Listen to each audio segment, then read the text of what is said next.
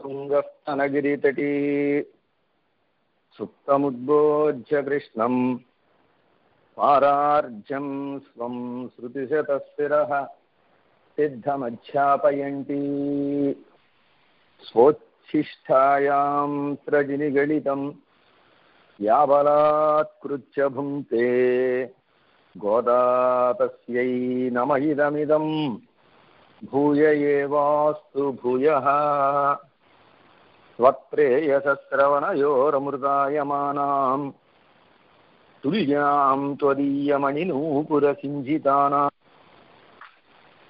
గోదే త్వమేవ జనని త్వదభీష్టవార్హాం వాచం ప్రసన్నమధురాం మమ సంవిధేహి. ప్రియ భగవద్బంధువులారా, ధనుర్మాస వ్రతం ప్రారంభమై నేటికి 7వ రోజు. 10 మంది గోపికల్ని నిద్రలేపేటటువంటి 10 పాసురాల్లో 2వ పాసురం. ఇవాల్టి పాసురంలో ఆండాళమ్మ వారు చాలా అద్భుతమైనటువంటి విషయాన్ని మనకు తెలియజేస్తున్నారు. ఇవాళ నిద్రలేపబడేటటువంటి గోపిక అద్భుతమైనటువంటి వైభవం కలిగినటువంటి అమ్మాయి. ఈ సన్నివేశాన్ని మనం చూస్తే కొంతమంది ఏమో నిద్రలేపుతున్నారు, కొంతమంది ఏమో నిద్రపోతున్నారు. ఏమిటండి ఈ సన్నివేశం? కొంతమంది నిద్రపోవడం ఏమిటి, కొంతమంది నిద్ర లేపడం ఏమిటి అన్నారు. నిద్ర లేపేటటువంటి వాళ్ళు కైంకర్యనిష్ఠులు, నిద్రపోతున్నట్టుగా ఉండేటటువంటి వాళ్ళు గుణనిష్ఠులు.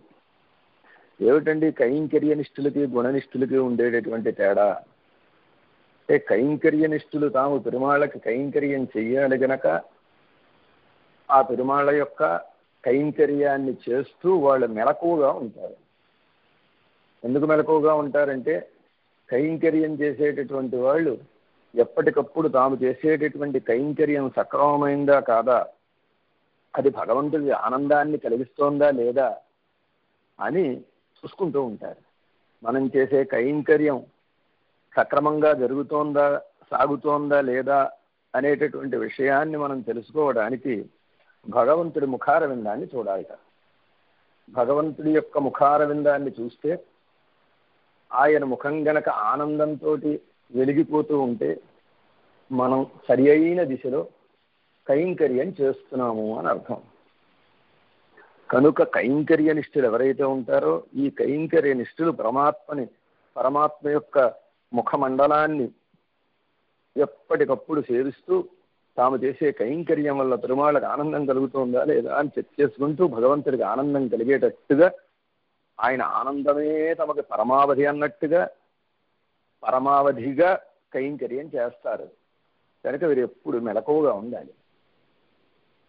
ఇక లోపల నిద్రపోయేటటువంటి వాళ్ళు ఎవరంటే గుణనిష్ఠులైనటువంటి వారు. గుణనిష్ఠులంటే పరమాత్మ యొక్క కళ్యాణ గుణములు అనంతములు నిన్న మనం అనుకున్నాం. కళ్యాణ గుణగణౌఘ మహార్ణవాని భగవద్ రామానుజాచార్య స్వామి వారు సర్వేశ్వరుడు కళ్యాణ గుణ సముద్రుడు అని చెప్పారు. ఆయన గుణాలు ఎలాంటివంటే, ఆయన గుణాలని తలచుకుంటే ఆ గుణములు ఏ పని చెయ్యనివ్వక ఆ గుణాలు మనసులో ప్రవేశించి చల్లగా ఉండి ఆ మనసుని నీరుగా అయిపోయేటట్టుగా చేసి, కాళ్ళు ఆడకుండా చేసి, కళ్ళు గుంటలు పడేటట్టుగా చేసి, శరీరం సహకరించకుండా చేసి, ఆనందంతో ఉబ్బి తబ్బిబ్బైపోయి అటు ఇటు కదలనటువంటి స్థితిని కలగజేసేటటువంటి ఒక లక్షణం భగవంతుడి యొక్క కళ్యాణ గుణాలకు ఉన్నది. అలాంటి పరమాత్మ యొక్క కళ్యాణ గుణాలని అనుసంధానం చేస్తూ ఆనందంతో తన్మయత్వాన్ని చెందినటువంటి మహానుభావులు ఎవరైతే ఉన్నారో వారిని నిద్ర లేపుతున్నారు ఈ బయట ఉండేటటువంటి గోపికలు. అంటే బయట ఉండేటటువంటి గోపికలు కైంకర్యనిష్ఠులు, లోపల నిద్రపోతున్నట్టుగా మనకి దర్శనాన్ని ఇచ్చేటటువంటి మహానుభావులు గుణనిష్ఠులు. వీళ్ళిద్దరికీ 2 మహానుభావులను ఉదాహరణగా చెబుతున్నారు. కైంకర్యనిష్ఠులకేమో లక్ష్మణ స్వామి ఉదాహరణ, ఆదర్శ పురుషుడు. లక్ష్మణస్వామి అహం సర్వం కరిష్యామి జాగ్రత్త స్వపతశ్చతే అని నేను నిద్రాహారాలు మాని రాత్రనక పగలనక మెళకువతోటి నీకు సకల విధమైన సేవలు చేస్తాను అని చెప్పడం చేత మెళకువగా కైంకర్యం చేసేటటువంటి ఈ గోపికలు ఎవరైతే ఉన్నారో వారు లక్ష్మణస్వామి లాంటి వారు. ఇక లోపల నిద్రపోయేటటువంటి వారు ఎలాంటి వారంటే భరతాళ్వాన్ లాంటి వారు, భరతస్వామి లాంటి వారు. భరతస్వామి పరమాత్మను తలుచుకుంటూ పరమాత్మ గుణాలను తలుచుకుంటూ ఆ పాదుకలకు కైంకర్యం చేస్తూ అక్కడే నందిగ్రామంలోనే నందిగ్రామే కరోద్రాజ్యం రామాగమన కాంక్షయ అని ఆ నందిగ్రామంలో రామచంద్రుడి యొక్క రాక కోసం ఎదురు చూస్తూ కళ్ళమ్మట నీళ్లు కారుతూ ఉంటే జతలు కట్టేసి అలా ఉన్నాడు. పంకజ దిగ్ధస్తు జటిల అని ఆ కన్నీరు మున్నీరు అయిపోతూ ఉంటే ఆ బురదలో ఉన్నట్ట భరతాళ్వాన్. ఇదో అలాంటి వారు ఈ లోపల నిద్రపోయేటటువంటి గోపికలు. ఇలాంటి రెండు వర్గాలుగా ఉండేటటువంటి భక్తులని మనకి చూపిస్తున్నారు. కైంకర్యనిష్ఠులుగా ఉండేవారు చంద్రాల లేచి భగవత్ కైంకర్యానికి వస్తే, గుణనిష్ఠులుగా ఉండేవారు ఆ గుణాలలో పడి మైమరిచిపోయి ఉంటే ఆ గుణనిష్ఠుల్ని ఈ కైంకర్యనిష్ఠులు నిద్రలేపి తమ కైంకర్యంలో వారు కూడా పాల్గొనేటట్టుగా చెయ్యాలి అని ప్రయత్నం చేస్తున్నారు అని.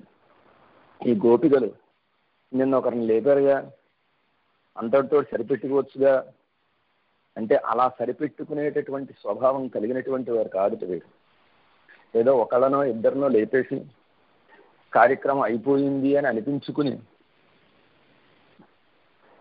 కార్యక్రమాన్ని పూర్తి చేసే రకం కాదు, మొత్తం అందరినీ నిద్ర లేపాలి. అలాంటి ఒక గొప్ప స్వభావం కలిగినటువంటి వారిట భగవంతుడి యందు నిజముగా ప్రేమ కలిగిందా లేదా మనకి? చాలామంది చెబుతూ ఉంటారు, నాకు పెరుమాళ్ళు అంటే చాలా ప్రేమ అండి, తిరువారాధన చేస్తూ ఉంటే కదలబుద్ధి అవదండి, పెరుమాళ్ళని సేవిస్తూ ఉంటే ఇంకేమీ జ్ఞాపకం రావండి అని చెబుతూ ఉంటారు. పరమాత్మ యందు నిజమైన ప్రేమ ఉన్నదా లేదా అంటే ఆ మనకి నిజమైన ప్రేమ పరమాత్మ యందు ఉన్నదా లేదా అనేటటువంటి విషయాన్ని మనమే పరిశీలించుకోవచ్చుట. మన మనసే ఒక టచ్ స్టోన్, గీటురాయి. మన మనసులో ఒక్కసారి మన గురించి మనం పర్యాలోచన చేసుకుంటే మన నిజమైన ప్రేమ కలిగిన వాళ్ళమా కాదా పెరుమాళ్ళ మీద అనే విషయం స్పష్టం అవుతుంది. ఎలాగండి అన్నారు. ఎలాగంటే ఎవరికైనా ఒకరికి మంచి జరిగితే, ఎవరికైనా ఒకరికి అనడం చేత మనతో సంబంధం లేని వాళ్ళైనా సంబంధం కలిగిన వాళ్ళైనా అని అర్థం.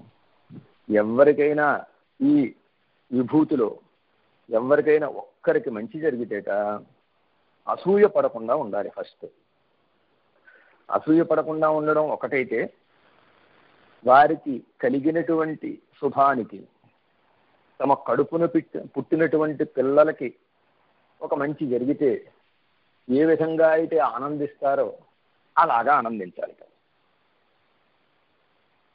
అసూయ పడకుండా తమ బిడ్డలకే ఈ మంచి జరిగితే ఎంతటి ఆనందం అయితే కలుగుతుందో అంతటి ఆనందాన్ని పొందితే, ఇలాంటి ఆనందం గనక మనకి కలిగితే మనం పరమాత్మ యందు నిజమైనటువంటి ప్రేమ కలిగినటువంటి వాళ్ళం అవుతాము అని పెద్దలు నిర్ణయం చేశారు. భగవత్ ప్రేమకి ఏమిటండి పరీక్ష అంటే ఇదిగో ఈ టచ్ స్టోన్ టెస్ట్ అండి ఇది అని దాన్ని తెలియజేశారు పెద్దలు.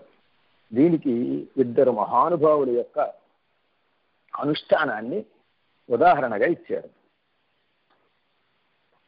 మన పూర్వాచార్యుల్లో ఇద్దరు మహానుభావులు, ఇద్దరు జీయర్ స్వాములు ఉండేవారట. ఇద్దరు జీయర్ స్వాములు అంటే ఒకరు ఆళ్కొండ విల్లి జీయర్ అనేవారు ఒకరు, రెండవ వారు నంజీయర్ అనేటటువంటి వారు ఒకరు. ఈ నంజీయర్ అనేటటువంటి వారు ఒకనొక సందర్భంలో ఆళ్కొండ విల్లి జీయర్ అనేటటువంటి పెద్దల దగ్గరికి వెళ్ళడం, ఆ పెద్దల్ని వీరు సేవించి దాసోహం చేసి నిలబడ్డారట. జీయర్లు ఒకరికొకరు ఎదురు పెడితే పరస్పరం అభివాదన చేసుకుంటారు. అలా వీరు పరస్పరం అభివాదన చేసుకున్నారు, నిలబడి ఉంటే నంజీర్ అనేటటువంటి ఆచార్యులు వారు అన్నారట ఇంకో జీయర్ స్వామి వారితో, అయ్యా నాకు భగవద్ విషయంలో నిజమైనటువంటి ప్రేమ కలిగినట్టుగా అనిపించడం లేదండి అంటారు. అంటే వెంటనే వీరస్వామి గారు ఆశ్చర్యపోయి, అయ్యా మహానుభావులైనటువంటి మీకే ఈయన నంజీర్ అనేటటువంటి వారు ఎంత గొప్పవారంటే, నమ్మాళ్ళి వారు అందించిన తిరువాయుముడి దివ్య ప్రబంధానికి వ్యాఖ్యానం ఏదైతే ఉందో ఆ వ్యాఖ్యానాన్ని 100 సార్లు కాలక్షేపం చెప్పినటువంటి మహానుభావులు. తిరువాయుముడికి ఒక 100 పర్యాయాలు కాలక్షేపం చెప్పినటువంటి మహానుభావులు. ఒకసారి 2 సార్లు చెప్పడమే చాలా కష్టంగా ఉంటే, అలాంటిది 100 సార్లు చెప్పినటువంటి మహానుభావులు. అయ్యా ఇంతటి మహానుభావులు మీరే నాకు భగవద్ విషయంలో నిజంగా భక్తి కలిగినట్టుగా లేదండి అని ఒక సందేహాన్ని వ్యక్తం చేస్తుంటే, ఇంకా మాబోటి వాళ్ళ సంగతి ఏమిటి అని అడిగారట వీరు. అడిగితే వెంటనే నంజీర్ వారు సమాధానం చెప్పారట, అయ్యా భగవద్ విషయంలో నిజంగా నాకు గనక ప్రేమ కలిగితే నా మనస్థితి ఎలా ఉండాలంటే, భగవద్భక్తుల్ని చూసినప్పుడు ఆనందంతో ఉప్పొంగిపోవాలి. భగవద్ విషయంలో ప్రేమ కలిగిన దానికి గుర్తేమిటి? భగవద్భక్తుల్ని చూసినప్పుడు మనసు ఆనందంతో ఉప్పొంగిపోవాలి. అలాంటి భావన నాకు కలగలేదండి, అందుకే నేను ఇలా చెబుతున్నాను అని అన్నారట ఆ నంజీర్ అనేటటువంటి మహానుభావులు. నిజానికి నంజీర్ అనేటటువంటి మహానుభావులకు అలాంటి భావన లేక కాదు, కానీ మనకి తెలియాలి గనక వారిద్దరూ దాన్ని ఒక సంభాషణ రూపంలో మనకి అందించారు. భగవద్భక్తుల్ని చూడగానే హృదయం గనక ఉప్పొంగితే వాడికి నిజమైన భగవత్ ప్రేమ ఉన్నట్టు లెక్క అని దీని ద్వారా మనకి తెలుస్తోంది. ఇవాల్టి పాసురంలో నిద్ర లేపబడేటటువంటి గోపిక చాలా గొప్ప వైభవం కలిగినటువంటి ఆయన. ఏమిటండి ఈవిడ వైభవం అంటే, నిన్నటి పాసురంలో నిద్ర లేపబడినటువంటి గోపిక పిళ్ళాయ్ అని, చిన్నపిల్ల అని ఈ గోపికల చేత పిలవబడింది. ఎందుకు చిన్నపిల్ల అన్నారంటే, నిన్న మనం విన్నాం, భగవద్ విషయంలోనే ప్రేమ కలిగినటువంటి ఆమె అవడం చేత ఈమె ప్రేమ ఇంకా భాగవత పర్యంతం రాలేదు గనక ఆవిడ్ని పిళ్ళాయి అని అన్నారు. మరి వాళ్ళ పాసురంలో నిద్రలేపబడేటటువంటి అమ్మాయిట భగవద్ విషయంలో గొప్ప వ్యామోహం కలిగినటువంటి ఆమె. భగవద్ విషయంలో ఎంత వ్యామోహమో ఆ వ్యామోహాన్ని చెప్పలేరుట. అయినప్పటికీ ఈ గోపిక అనుకుంటుందట, ఇంకా నేను భగవద్ విషయంలో అఆలు కూడా నేర్చుకోలేదు అనుకుంటుందట. భగవద్ విషయాన్ని బాగా అవగతం చేసుకున్నటువంటి ఆమె అయినప్పటికీ ఈవిడ అనుకుంటుందిట, భగవద్ విషయంలో ఇంకా నాకు తెలుసుకోవాల్సిన విషయాలు ఎన్నో ఉన్నాయండి అని కొత్తగానే తనని భావన చేస్తుందట. ఇంకా భగవద్ విషయంలో కొత్తగా ప్రవేశించినటువంటి ఒక భావన ఈవిడికి ఉంటుంది. అలాంటి ఓ గోపిక అంటే భగవద్ అనుభవం ఎంత చేసినా ఇంకా ఇంకా ఇంకా ఇంకా చేయాలనిపిస్తుంది. అలా భగవద్ అనుభవం ఇంకా చేయాలనిపించడం ఒక ఎత్తు అయితే, చేసిన అనుభవం కంటే చేస్తున్న అనుభవం కొత్తగా అనిపిస్తుంది. భగవద్ విషయం చాలా లోతైనటువంటి విషయం గనక ఆ భగవద్ విషయంలో ఉండేటటువంటి లోతుల్ని తెలుసుకోవడం ఎవరికీ సాధ్యం కాదు. అలాంటి అత్యంత లోతైన తెలుసుకోవడానికి సాధ్యం కానిటువంటి గొప్ప వైభవం కలిగిన వాడు పరమాత్మ.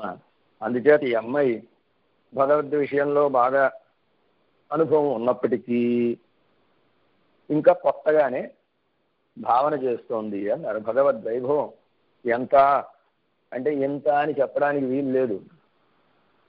ఆళ్వందాలని ఆచార్యులు గారు నమో నమో వాంగ్ మనసాతి భూమయే, నమో నమో వాంగ్ మనసైక భూమయే.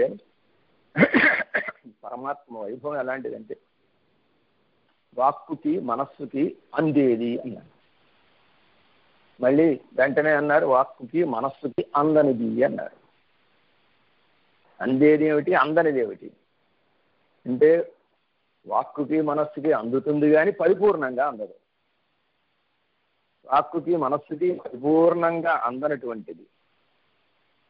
మన యొక్క శక్తిని అనుసరించి, మనకుండే జ్ఞానాన్ని అనుసరించి భగవద్వైభవాన్ని ఎంతో కొంత చెప్పగలుగుతాం. కానీ భగవద్వైభవాన్ని నేను పరిపూర్ణంగా దర్శించాను, భగవద్వైభవాన్ని నేను పరిపూర్ణంగా చెప్పగలను, అందిస్తాను అని ఎవరైనా అంటే వారిని చూసి మనం నవ్వుకోవాలంటే. అలాంటి ఒక గొప్ప వైభవం కలిగిన భగవద్ అనుభవం చేస్తున్నప్పటికీ, భగవద్ అనుభవంలో బాగా పండినప్పటికీ ఇంకా నేను సేవించవలసింది, ఇంకా నేను తెలుసుకోవలసింది చాలా ఉంది అనేటటువంటి ఒక భావనతో ఉండేటటువంటి ఒక గొప్ప గోపిక అనమాట. ఇలాంటి భావన మనకు కూడా కావాలి అని చెప్పడం కోసం ఇలాంటి వైభవం కలిగిన వారిని మనకి దర్శింపజేస్తున్నారు ఆండాళమ్మవారు. ఇవాళ పాసురంలో 3 విశేషణాలతోటి ఈ నిద్రలేపబడేటటువంటి అమ్మాయిని సంబోధిస్తున్నారు. నిన్నటి పాసురంలో పెళ్ళాయని ఒకే ఒక్క మాటతోటి సంబోధించారు. ఇవాళ 3 విశేషణాలతోటి ఇవిని సంబోధిస్తున్నారు. ఏమిటి అవి అంటే పేయి పెಣ್ಣే అని, నాయహ పెన్పిళ్ళాయ్ అని, తేసముడయాయ్ అని 3 విశేషణాలు. ఇవాళ పాసురానికి ఒక ప్రత్యేకత ఉన్నది. ఏమిటా ప్రత్యేకత అంటే, ఈ పాసురం కొన్ని దివ్యదేశాల్లో విశేషమైనటువంటి పాసురం. ముఖ్యంగా శ్రీపెరుంబూదూరులో, నరసాపురంలో ఇది విశేషమైనటువంటి పాసురం. ఎందుకు ఇవాళ పాసురానికి విశేషం అండి? ఇవాళ పాసురం రోజున కూడా మేము మధుర పదార్థాన్ని చక్కెర పొంగలి చేసుకుంటాం. ఎందుకండి అంటే, ఈ పాసురం ద్వారా నిద్రలేపబడేటటువంటి గోపిక భగవద్ రామానుజులే. భగవద్ రామానుజులు లాంటి ఒక వైభవం కలిగినటువంటి గోపికని ఈ పాసురంలో నిద్రలేపుతున్నారని పేయు పెಣ್ಣే, నాయహ పెన్ పిళ్ళాయ్, తేసముడయాయ్ అనేటటువంటి ఈ 3 విశేషణాలు భగవద్ రామానుజ వైభవాన్ని మనకి తెలియజేసేటటువంటివే అని పెద్దలు నిర్ణయించి ఆ దివ్యదేశాల్లో, ఆయా దివ్యదేశాల్లో ఈ పాసురాన్ని విశేష పాసురంగా ఏర్పాటు చేసి నిర్ణయం చేశారు. అలాంటి ఒక గొప్ప పాసురం. అంతేకాక ఈ పాసురంలో 3 గుర్తుల్ని చెబుతున్నారు. ఇందులో మొట్టమొదటి గుర్తు ఏమిటి? కీసు కీసు అని భరద్వాజ పక్షుల యొక్క ధ్వని చెప్పారు. రెండవది, ఈ గోపికలు పెరుగు చిలుకుతూ ఉంటే వచ్చినటువంటి వాళ్ళ యొక్క ఆభరణ ధ్వని కాసుం పిరప్పం కలహలప్ప కైపేర్తి వాసనరుం కూడా ఆశ్చర్య మత్తిన లోసపొడుత తైరరవం, వాళ్ళు ధరించిన ఆభరణాల శబ్దం. అలాగే పెరుగు చిలికేటప్పుడు వచ్చేటటువంటి శబ్దం రెండవ గుర్తుగా చెప్పారు.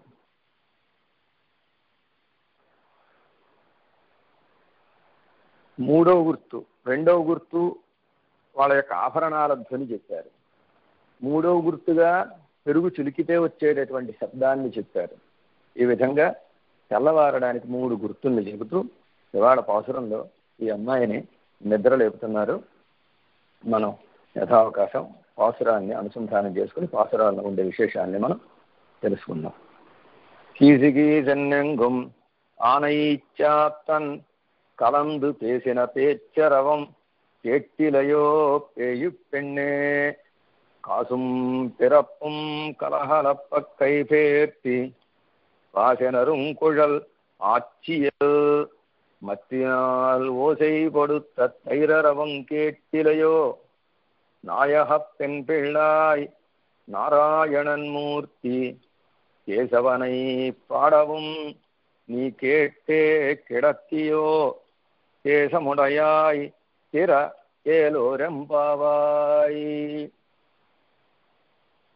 ఇవాళ పాసురంలో నిద్రలేపబడేటటువంటి గోపికకి, నిద్రలేపేటటువంటి గోపికలకు ఒక సంభాషణ జరుగుతోంది.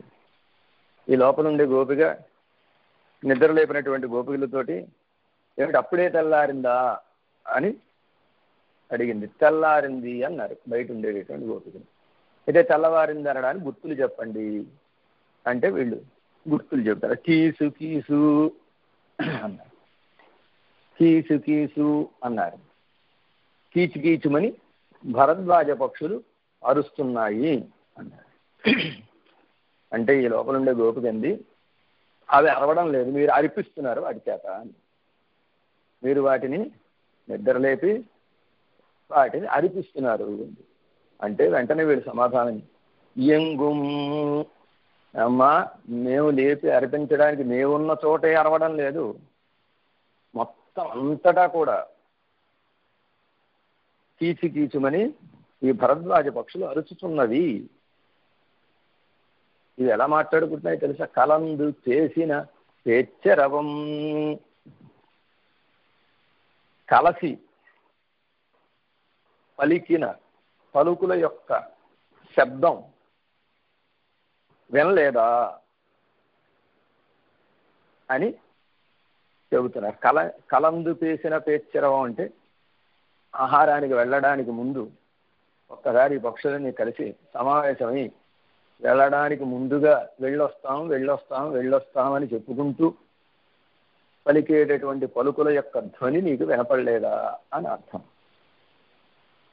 ఈ భరద్వాజ పక్షి ద్వారా మనకి ఒక సందేశాన్ని ఆండాళమ్మ వారు ఇస్తున్నారు. మనం అనుకున్నాం, పక్షి అనగా జ్ఞానానుష్ఠాన సంపన్నులైనటువంటి ఆచార్యులని. ఈ భరద్వాజ పక్షి ద్వారా మనకి తెలియజేయబడేటటువంటి మహానుభావుడు భరద్వాజ మహర్షి అని. ఈ భరద్వాజ మహర్షి కథ అందరికీ తెలుసు. ఆ భరద్వాజ మహర్షి వేదాధ్యయనం చేశాడని, ఆయన వేదాధ్యయనం చేస్తే ఇంకా ఇంకా చదవాలనుకుంటే బ్రహ్మగారు ఆయనకు ఆయుష్ని ఇచ్చారని, ఆయన ఆయుష్ని పొంది 3 సార్లు ఎక్స్టెన్షన్ చేసుకుని ఆయన చదవలసిన విషయాన్ని పూర్తి చేసుకోలేకపోయాడని, భగవద్ విషయానికి అంతం లేకపోవడం చేత పూర్తి చేసుకోలేకపోతే అప్పుడు బ్రహ్మగారు, నువ్వు చదివింది ఇగో ఈ గుప్పెడు మట్టంతా, చదవలసింది అదో ఆ 3 పర్వతాలంతా అని 3 పర్వతాలను చూపించాడని కథ చెప్తున్నారు. అంటే భగవద్విషయకమైనటువంటి జ్ఞానానికి హద్దు లేదు, భగవద్విషయకమైనటువంటి జ్ఞానాన్ని పరిపూర్ణంగా గ్రహించడం అనేటటువంటి మాటే లేదు అని చెప్పడం ఒకటి. అంతేకాక భారతంలో, మహాభారతంలో ఒక కథ ఉన్నది. ఈ కథ చాలా చాలా ముఖ్యమైనటువంటి కథ. మనం తెలుసుకోవలసిన చాలా అతి ముఖ్యమైన విషయాన్ని ఈ కథ తెలియజేస్తోంది. ఇక్కడ కూడా భరద్వాజుడు అని ఒక ఆయన ఉండేవాడు. భరద్వాజుడు, రైభ్యుడు అని 2 స్నేహితులు ఉండేవారు. ఈ భరద్వాజ మహర్షి, భరద్వాజ పక్షులు కదా, ఆ భరద్వాజ మహర్షి ద్వారా మనకి ఇచ్చే సందేశం అన్నమాట. ఈ భరద్వాజుడు, రైభ్యుడు అనేటటువంటి చాలా మంచి స్నేహితులు, ప్రాణ స్నేహితులు. వీరిద్దరూ చక్కగా తపస్సు చేసి శక్తిని సంపాదించినటువంటి తపస్సంపన్నులు. అయితే ఈ రైభ్యుడికి 2 పిల్లలు ఉన్నారు. ఒకడు అర్వావసుడు, రెండో వాడు పరావసుడు అని. ఈ 2 పిల్లలు ఆచార్యము కథ వేదాన్ని బాగా అధ్యయనం చేసి, సకల శాస్త్రాల్ని అధ్యయనం చేసి చాలా గొప్ప పేరు సంపాదించారు. తండ్రికి గొప్ప పేరు ఉన్నది, తనయులు చాలా గొప్ప పేరు సంపాదించారు. ఈ భరద్వాజునికి ఒక్క కుమారుడు. ఆ కుమారుడి పేరు యవక్రీతుడు అని. ఈ యవక్రీతుడు అనేటటువంటి కుమారుడు ఈ రైభ్యుడు ఆయన కుమారులు సంపాదించిన పేరు చూసి చాలా అసూయపడిపోయాడు. అసూయపడిపోయి తండ్రి దగ్గరికి వచ్చాడు. తండ్రి దగ్గరికి వచ్చి, వాళ్ళకంత గొప్ప పేరు ఎందుకు రావాలి, నాకు అలాంటి గొప్ప పేరు ఎందుకు రాలేదు నీకు నాకు నాన్న అని అడిగాడు. అడిగితే భరద్వాజ మహర్షి చెప్పాడు, నాయన వాళ్ళు గురుముఖత సకల శాస్త్రాల్ని అధ్యయనం చేశారయ్యా. గురుముఖత సకల శాస్త్రాల్ని అధ్యయనం చేయడం చేత వాళ్ళ యొక్క ప్రతిభ ప్రకాశించింది. ఆచార్య కటాక్షం వాళ్ళకి కలిగింది. ఆచార్య కటాక్షం చేత లోకంలో చాలా గొప్ప పేరుని వాళ్ళు పొందారు. వాళ్ళు పొందడమే కాకుండా తండ్రి గారికి కూడా గొప్ప పేరు తీసుకొచ్చారు. కనుక నువ్వు కూడా ఆచార్యముఖత సకల శాస్త్రాన్ని అధ్యయనం చెయ్యి అని ఈ భరద్వాజ మహర్షి చెప్పాడు కుమారుడికి. చెబితే ఈ కుమారుడు బద్ధకస్తుడు అనమాట. గురువు గారి దగ్గర కూర్చుని చదవాలంటే ఎన్నేళ్ళు పడుతుంది, ఎంత కష్టం కూర్చుని చదవాలంటే. కనుక గురువు గారి దగ్గర కూర్చుని చదవడం ఈ కుర్రాడికి ఇష్టం లేదు. ఈ కుర్రాడు అన్నాడు, గురువు గారి దగ్గర కూర్చోకుండా అంటే గురుముఖత కాకుండా విద్యను సంపాదించడానికి వేరే మార్గం ఉందా అని అడిగాడు తండ్రి. అంటే తండ్రి గారు చెప్పారు, భరద్వాజ మహర్షి, అలాంటి మార్గం ఏమీ లేదయ్యా, there are no shortcut ways అని చెప్పారు. అంటే ఈయన అలా కాదు, నేను తపస్సు చేస్తాను, తపస్సు చేసి సకల వేద సారాన్ని గ్రహిస్తాను, సకల శాస్త్ర సారాన్ని గ్రహిస్తానన్నాడు. అంటే తండ్రి గారు వారించారు, ఇది మంచి పద్ధతి కాదు నాయన, అలా సంపాదించినటువంటి జ్ఞానం అనర్థానికే కారణం అవుతుంది తప్ప అది నీకు అర్థజ్ఞానాన్ని కలిగించదు అని ఈ తండ్రి గారు భరద్వాజ మహర్షి వారిస్తే వినలేదు. ఈయన వినకుండా ఏం చేశాడంటే అరణ్యానికి వెళ్ళి గొప్ప తపస్సు చేశాడు ఇంద్రుని గురించి. గొప్ప తపస్సు చేస్తే ఇంద్రుడు ప్రత్యక్షం అయ్యాడు. ఈయన తపస్సుకు మెచ్చి ప్రత్యక్షం ఏం కావాలని ఆయన అన్నాడు. అంటే నేను చదవకుండా నా సకల వేద సారము, సకల శాస్త్ర సారము, మొత్తం అన్ని విషయాలు అవగతమైపోవాలి అన్నాడు, కరతలామలకమైపోవాలి అని కోరాడు. కోరితే ఇంద్రుడి గట్టిగా నవ్వేశాడు. నవ్వేసిన ఆయన, అలాంటి వరాలు నువ్వు కోరకూడదు, నేను ఇవ్వకూడదు. విద్యెప్పుడు గురువుల ద్వారానే నేర్చుకోవాలి, అలా నేర్చుకున్న విద్యే నీకు ఉపయోగపడుతుంది తప్ప అలా కాకుండా ఏదైనా వక్ర మార్గంలో గనక అక్రమంగా గనక విద్యాభ్యాసం చేస్తే దాన్ని సంపాదిస్తే ఆ విద్య నీకు నిరుపయోగం అయిపోవడమే కాక నీకు అనర్థాన్ని తెచ్చిపెడుతుంది అన్న. అయినా వినలేదు ఈ అవక్రీతుడు. తపస్సు మానక నువ్వు ఇచ్చేదాకానే నోవలను తపస్సు చేస్తానని తపస్సు చేస్తున్నాడు. అలా తపస్సు చేస్తుంటే ఒకరోజు ఇంద్రుడు ఏం చేశాడంటే ఇతనికి జ్ఞానోదయం కలిగించాలని ఆయన ఒక వృద్ధ బ్రాహ్మణుడి వేషాన్ని వేసుకుని వచ్చాడు. ఈయన తపస్సు చేసేటటువంటి ప్రదేశంలో అంటే సముద్ర తీరంలో తపస్సు చేస్తున్నాడు. ఈయన సముద్ర ఒడ్డున ఈ వృద్ధ బ్రాహ్మణ వేషంలో ఉండి ఇంద్రుడు గుప్పెడు మట్టి తీయడం, సముద్రంలో వేయడం, గుప్పెడు మట్టి తీయడం, సముద్రంలో వేయడం, ఇలా చేస్తున్నాడు. ఈయన చూచాడు. చూచి, ఏమయ్యా ఓ ముసలాయన, పెద్ద ఆయన, ఏమిటి మట్టి తీసి సముద్రంలో వేస్తున్నామని అడిగాడు. అంటే ఈయన సమాధానం చెప్పాడు, ఏం లేదు నాయన, సముద్రానికి వారధి కడదామని ప్రయత్నం చేస్తున్నాను అన్నాడు. అంటే పక్కమని నవ్వేశాడు. ఏమిటి నాయన నవ్వుతున్నావు అన్నా.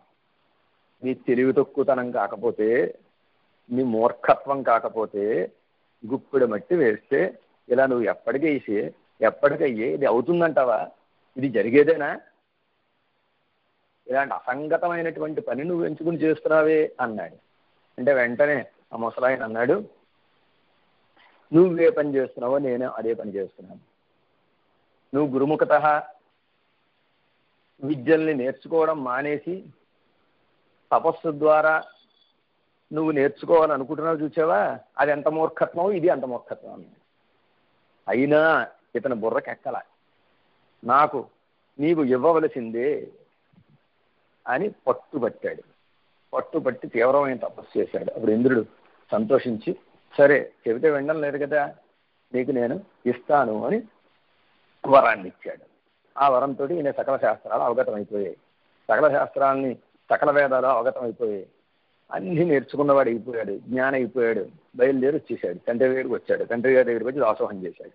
దాసోహం చేసి, నాన్న అన్నాడు. ఏమిటి? ఏం లేదు, నేను సకల శాస్త్రాలని అధ్యయనం చేసినటువంటి జ్ఞానాన్ని తపస్సు చేత సంపాదించాను, ఇంద్రుడు నాకు వరం ఇచ్చాడు అని. అంటే తండ్రి గారు నవ్వుకున్నారు. నవ్వుకుని భరద్వాజ మహర్షి చెప్పాడు, నాయన సరేలే, చేసింది ఏదో చేసావు, జరిగింది ఏదో జరిగిపోయింది, నువ్వు మాత్రం రైభ్యుడి జోలికి కానీ రైభ్యుడి పిల్లల జోలికి కానీ వీళ్లకు జాగ్రత్త అని ఆ భరద్వాజుడు చెప్పాడు. చెబితే ఈ యవక్రీతుడు ఏం చేశాడంటే గర్వంతో సరిగ్గా వస్తే వినయం వస్తుంది, విద్య సరిగ్గా రాలేదనుకోండి, సరిగ్గా రావడం అంటే సరైనటువంటి ఆచార్యుడి ద్వారా సోర్స్ ద్వారా వస్తే అది వినయాన్ని తెచ్చిపెడుతుంది. అలా కాక వక్రమార్గంలో విద్యని సంపాదిస్తే అది అహంకారాన్ని తెచ్చిపెడుతుంది. వీడు అహంకారాన్ని పొంది ఏదైతే తండ్రి వద్దన్నాడో సరిగ్గా రైభ్యుడు ఆశ్రమానికి వెళ్ళిపోయాడు. వెళ్ళేసరికి అక్కడ రైభ్యుడు లేడు, రైభ్యుడి యొక్క పిల్లలు లేరు. రైభ్యుడి యొక్క కోడలు ఉన్నది. ఈయన ఆ కోడల్ని చూసి ఆవిడ కోరకూడని కోరికోటి కోరాడు. కోరితే ఈవిడ సపస్సంపన్నుడు, వరం ద్వారా సంపాదించాడు కదా, గమ్ముని కాదు అంటే ఏం చేస్తాడో అని భయంతో మెల్లిగా తెలివిగా సాయంత్రం చూద్దామని ఈవిడ పోస్ట్ పోన్ చేసి వెంటనే మామగారు రాగానే మామగారికి ఇలా చేశాడని చెప్పింది. చెబితే వెంటనే ఆ రైభ్యుడు ఏం చేశాడంటే తన తపశ్శక్తి చేత ఒక అందమైనటువంటి ఒక అమ్మాయిని, ఒక రాక్షసుని ఇద్దరిని సృష్టించి వీడి దగ్గర పంపించాడు. పంపిస్తే ఈ యవక్రీతుడి చేతిలో ఉండే కమండలాన్ని ఈ సుందరి అందమైనటువంటి అమ్మాయిని చూచారా, ఈ అమ్మాయి అతన్ని మురిపించి ఆ కమండలం లాగేసుకుంది. లాగేసుకుంటే అతని తపశ్శక్తి అంతా పోయింది. పోగానే ఈ రాక్షసుడు ఏం చేశాడంటే అతన్ని చంపేద్దామని ప్రయత్నం చేశాడు. సముద్రంలో దాక్కున్నాడు. సముద్రంలో దాక్కుంటే సముద్రంలో ఉండే నీళ్ళన్నీ ఇంకిపోయాయి. ఎందుకు ఇలాంటి వాడిని మా కడుపులో పెట్టుకోము అని నీళ్ళు ఇంకిపోయాయి. ఇంకా లాభం లేదని భరద్వాజుడి యొక్క ఆశ్రమానికి వచ్చేసి ఆయన ఆశ్రమంలో ఉండేటటువంటి అగ్నులు ఏవైతే ఉన్నాయో అగ్నిలో దాక్కున్నాడు. అగ్ని చల్లారిపోయింది. నిన్ను నా కడుపులో దాచుకొని ఇలాంటి పనికి మాలిన వాడిని అని అగ్ని చల్లారిపోతే రాక్షసు వాడిని చంపేశాడు, సంహరించేశాడు. అలా వాడిని సంహరించడమే కాకుండా వాడి తండ్రిని కూడా సంహరించేశాడు. సంహరించేస్తే తర్వాత ఈ వైద్యుడి యొక్క కుమారుడు ఒక గొప్ప యజ్ఞం చేసి దేవతల్ని మెప్పించి ఇంద్రుణ్ణి మెప్పిస్తే అప్పుడు ఇంద్రుడు ప్రత్యక్షమయ్యాడు. ఇంద్రుడు ప్రత్యక్షమైతే నీకేం కావాలయ్యా అని కోరితే అదో ఆ భరద్వాజుని యొక్క కుమారుణ్ణి ఇద్దరిని నీవు బ్రతికించాలి అని ఆయన కోరితే అప్పుడు వీళ్ళిద్దరిని మరలా ఆ ఇంద్రుడు బ్రతికించి ఇచ్చాడు. ఇచ్చిన తర్వాత అప్పుడు భరద్వాజుడు ఈ యవక్రీతుని పిలిచి, నాయన ఇకనైనా బుద్ధి తెచ్చుకుని సదాచార్యుని ఆశ్రయించి నీవు విద్యలన్నీ నేర్చుకో అని ఆ తండ్రి గారు మందలించడంతో ఈ యవక్రీతుడు సదాచార్యుడి ద్వారా సకల విద్యల్ని గ్రహించి చాలా గొప్ప పండితుడయ్యాడు అనేటటువంటి ఒకనొక కథ మనకి మహాభారతంలో కనపడుతోంది. ఈ కథ ద్వారా ఈ భరద్వాజుడు అని ఇక్కడ చెప్పేటటువంటి భరద్వాజ పక్షులు అని చెప్పడం ద్వారా మనం ఏ విషయాన్ని గ్రహించినా అది గురువు గారి ద్వారానే, ఆచార్యుని ద్వారానే గ్రహించాలి తప్ప ఆచార్యుల ద్వారా కాకుండా మనం ఏ విషయాన్ని గ్రహించినా అది నిరుపయోగం అయిపోతుంది. నిరుపయోగం అవడమే కాకుండా మనకు అనర్థాన్ని తెచ్చిపెడుతుంది అని ఈ కథ ద్వారా మనకి అందేటటువంటి ఒక అద్భుతమైనటువంటి సందేశం. అందుకే మనవాళ మహాములు అనే ఆచార్యులు వారు తన్నింజిల్ తోత్తినదే సొల్లి ఇది శుద్ధ ఉపదేశవరవార్తదెంబరు మూర్ఖరావార్. ఎప్పుడైనా ఏదైనా ఒక విషయాన్ని గనక మనం చెప్పడం అంటే ఉపన్యాస రూపంగా చెప్పినా, లేకపోతే ప్రవచన రూపంలో చెప్పినా, ఉపదేశ రూపంలో చెప్పినా, ఎలా చెప్పినా అది మన పెద్దలు చెప్పినటువంటి మాట అయి ఉండాలి, మన ఆచార్యులు చెప్పినటువంటి మాట అయి ఉండాలి. అలా ఆచార్యులు చెప్పనటువంటి విషయాలు ఏవైతే ఉన్నాయో, ఇవాళ నేను శాస్త్రాన్ని మథించాను, ఇవాళ నేను గ్రంథాలన్నిటినీ మథించి నేను ఈ కొత్త అర్థాన్ని బయటికి తీశాను అని గనక ఎవరైనా చెబితే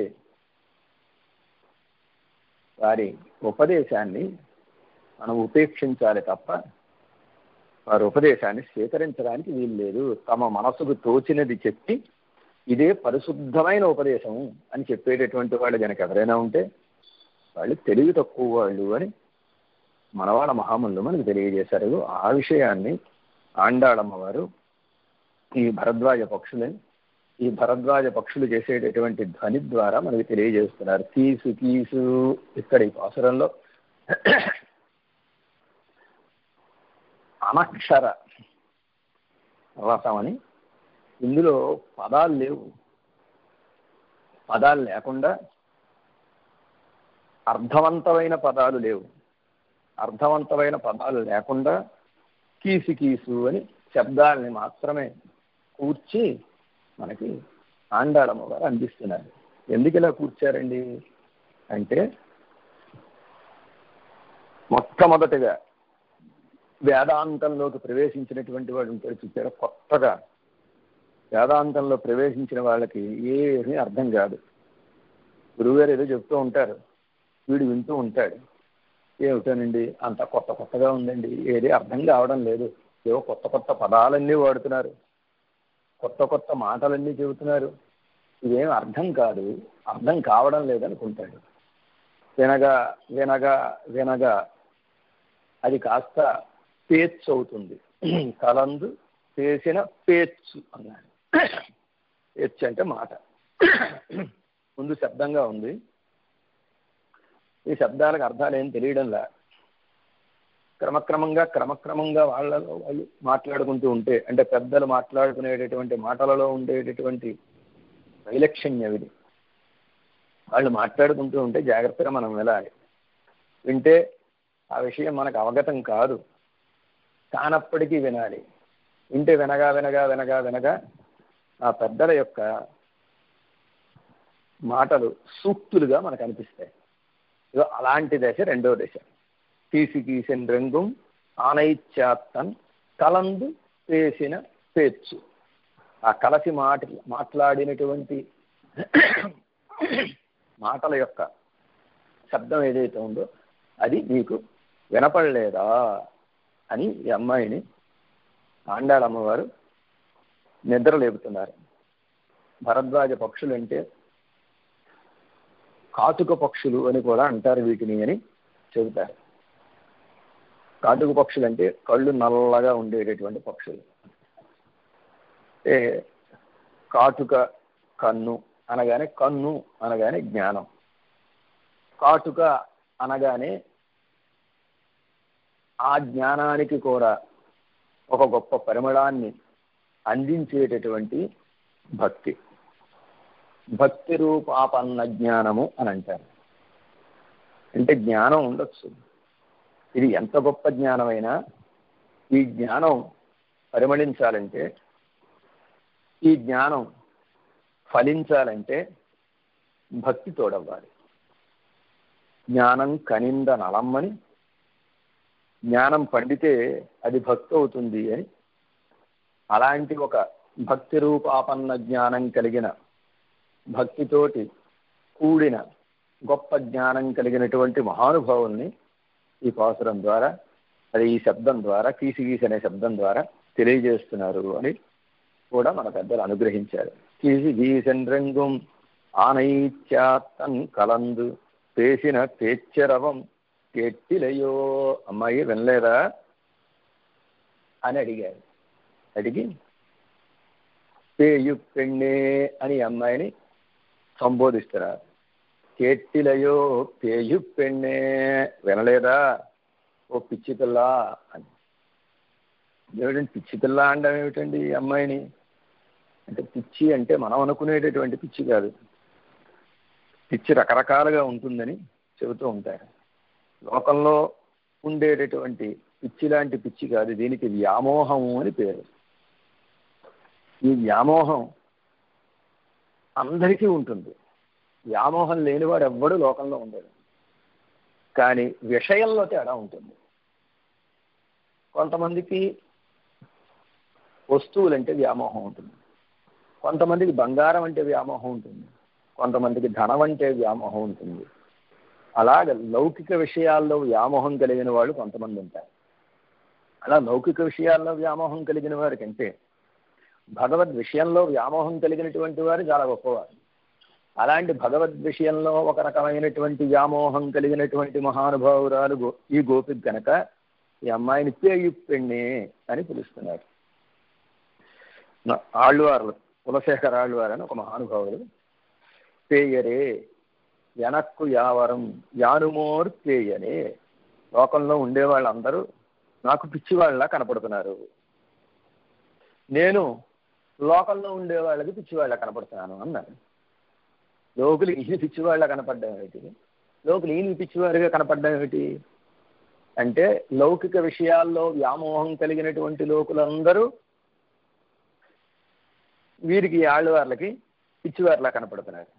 భగవద్ విషయంలో వ్యామోహం కలిగినటువంటి, భాగవత విషయంలో, ఆచార్య విషయంలో వ్యామోహం కలిగినటువంటి ఆళ్ళవార్లు లోకులందరికీ పిచ్చివారిగా కనబడు. ఆయనకి దేవుడి పిచ్చండి అంటారు.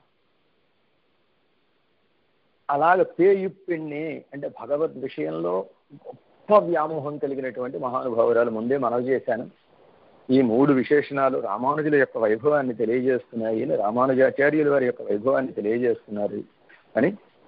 రామానుజాచార్యులు అంటే యతీశ్వరులు కదా, యతిపతి అని వారికి పేరు. యతి సార్వభౌములు అని, యతిపతులు అని వారికి పేరు. యతులందరికీ రాజైనటువంటి యతిరాజులు. ఈ యతిరాజులకిట వ్యామోహం బాగా ఎక్కువట. ఏమిటండి, సన్యాసులకి ఏ వ్యామోహం ఉండకూడదు కదా, అందులో యతిపతి అంటున్నారు. యతిపతికి వ్యామోహం ఏమిటండి అన్నారు. దీన్ని వారి శిష్యులు మా గురువు గారికి వ్యామోహం ఎక్కువ అని ఒక అద్భుతమైనటువంటి శ్లోకం ద్వారా తెలియజేశారు.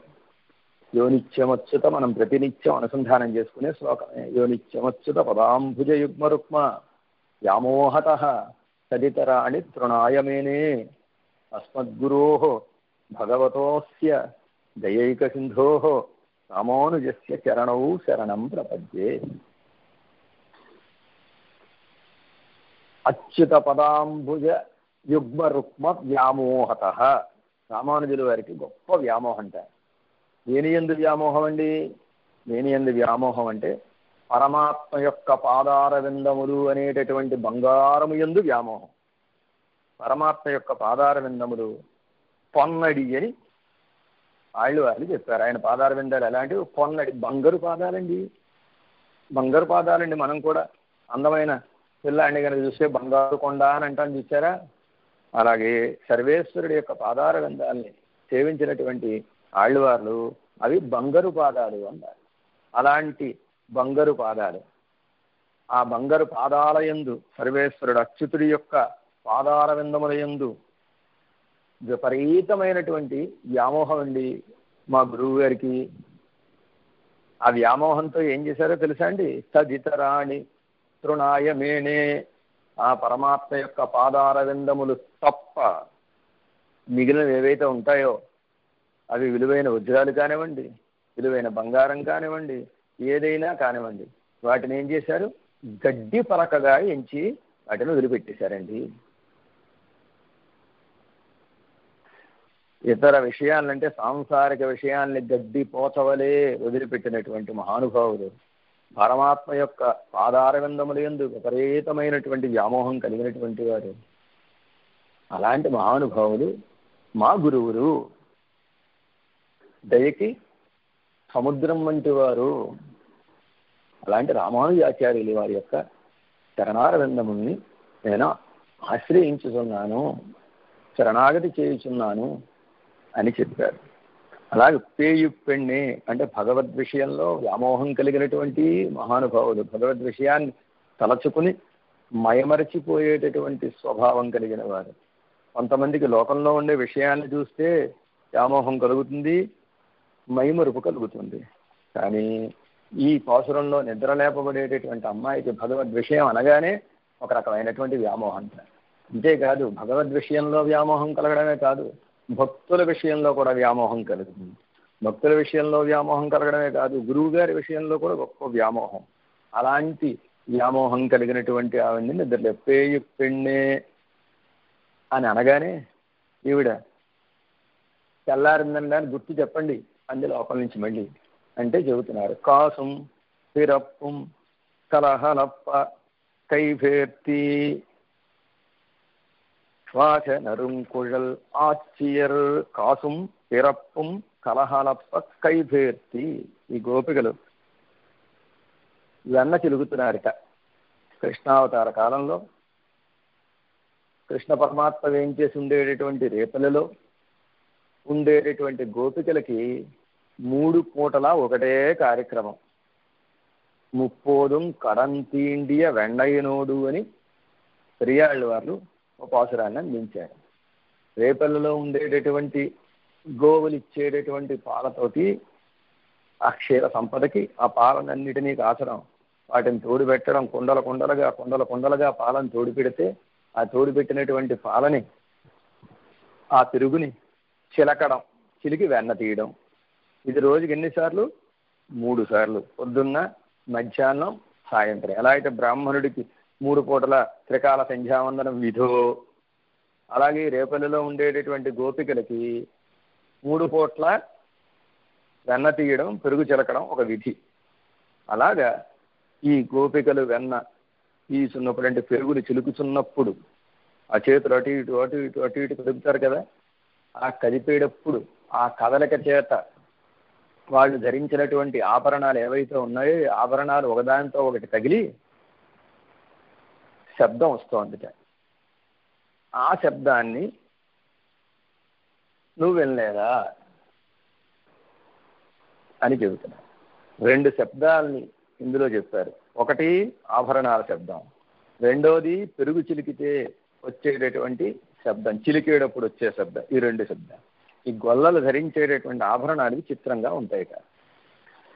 కాసుం పిరప్పుం అన్నారు. కాసు పిరప్పు అని 2 ఆభరణాలు ధరించారు. దాన్ని అచ్చుత్తాళి మొలైత్తాళి అని వ్యాఖ్యానంలో పెద్దలు మనకు వివరించారు. అంటే కాసుల పేరు అని ఒకటి వేసుకుంటారు, మనవాళ్ళు కూడా వేసుకుంటారు. వాస్తవానికి అది గొల్లల యొక్క ఆభరణం.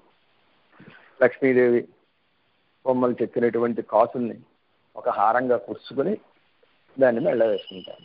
ఇది గొల్లల యొక్క ఆభరణాల్లో ప్రధానమైనటువంటి ఆభరణంట. అలాంటి కాసుల పేరు ధరించారు. పిరప్పం అంటే తాళి అని అనుకోవచ్చు.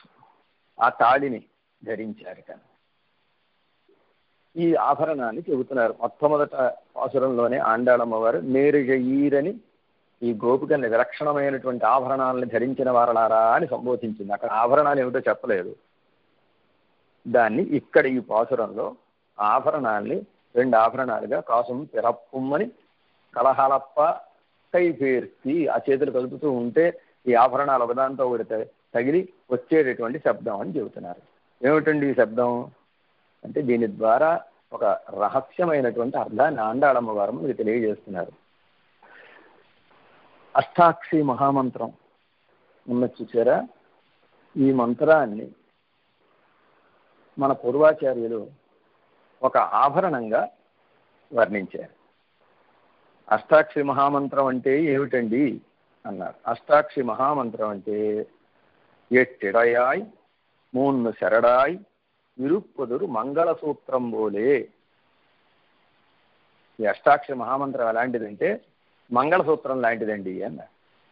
మంగళసూత్రానికి దీనికి ఏమిటండి పోలిక? చాలా పోలికలు ఉన్నాయి. ఏమిటా పోలిక అంటే మంగళసూత్రాన్ని నేసేటప్పుడు పేనేటప్పుడు ఏం చేస్తారంటే 8 మంది ముత్తైదువులు చేరతారు వివాహాల్లో. 8 మంది ముత్తైదువులు 8 పోతలుగా దారాన్ని తీసుకుంటారు. 8 పోతలుగా దారాన్ని తీసుకుని దాన్ని బాగా పేని అది 3 పేటలుగా వేస్తారు.